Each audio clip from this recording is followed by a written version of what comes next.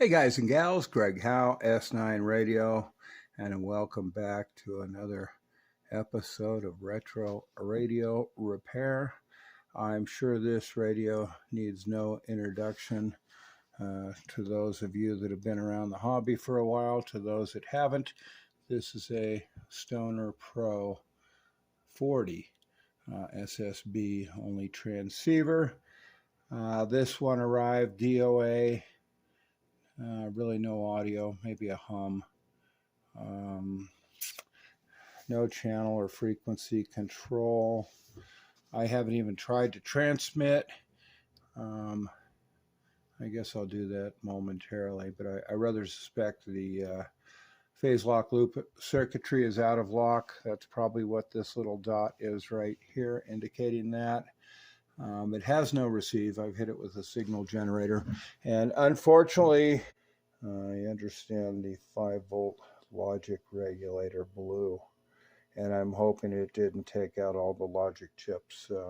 They're all available. They're all pretty common. I probably have most of them.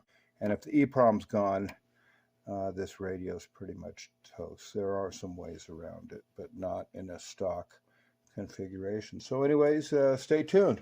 And for those of you not familiar with the Stoner Pro 40, don't worry, neither am I. This really is a blind taste test. Other than when the internet first came to be, these were really off the radar. I'm pretty sure I saw them in some of the late 70s CB magazines, although my focus was really on amateur radio gear that was 11 meter capable. I do have some documentation. It's really not terribly useful. It's third or fourth or fifth generation. I can't read most of the reference designations, meaning component numbers and values. So this really is kind of flying blind. But having a look at it, it's a rather simplistic design just due to the fact that it's uncomplicated by nature, as it has no AM. So it's really just a sideband transceiver. And this is a look at the top side, some of the pretty basic power supply components, and lots of transistor logic control, and of course an EEPROM, which is always scary. They burn out easily when people are trying to do frequency mods. Yes, you can find EEPROMs, but having somebody to burn them in the program, good luck with that. So anyways, we've got a crystal filter. Normally I like to see two, one for upper and lower sideband, so I'm going to give it a ding right there. However, I am not going to in any way, shape, or form bash anything Don Stoner's done. That guy's forgotten more than I'll ever know.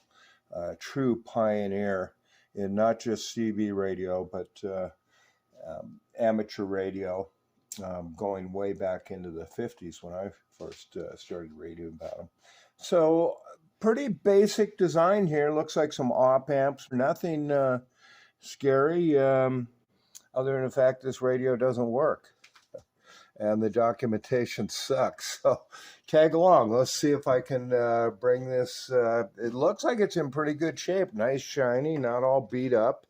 However, there is evidence of, the owner has told me he's been in there. And I can see it looks like somebody else has also. I can see a few things where, I can see some solder blobs that aren't factory original. So stay tuned. Okay, I've got the Stoner up and running. Had a multitude of problems. There's bad choke. One of the oscillator circuits had a lazy crystal. So I've gone ahead and wound a choke. This is just in here temporarily. I should say unwound a choke. I took a choke I had in stock and pulled some turns off of it to get it close to the desired specification. There is a tuning coil inside this can that is frozen. Fortunately, the EEPROM, which was my biggest fear, was okay. Lots of bad solder.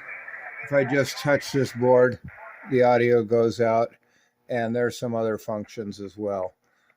So this board's got to come out and get cleaned up. I'm obviously off frequency. I haven't tried to align it yet.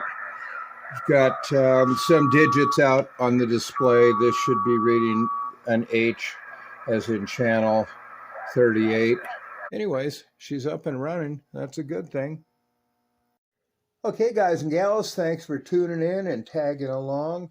Stay tuned for part 2, where I will be taking this to as close as brand new as possible. As you can see, we're off to a really good start. This thing is like mint condition, other than just a few little items and component aging issues. Other than that, I don't see any reason that cannot be done. It's certainly showing signs of promise. So anyways, part 2 coming up, where I'll be recapping it, giving it a precision alignment, and then I'll really give you an assessment of what I think of this radio and its design. And I'm sure Don has probably got some tricks up his sleeve, and I'll be looking at the schematics and studying that as I get all of these stages, up to optimized performance, and I'll be sharing that. I'm sure, like I say, I'm sure he's got a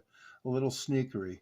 I'm kind of surprised by just seeing one single filter in there, so we'll see what that's all about. All right, stay tuned.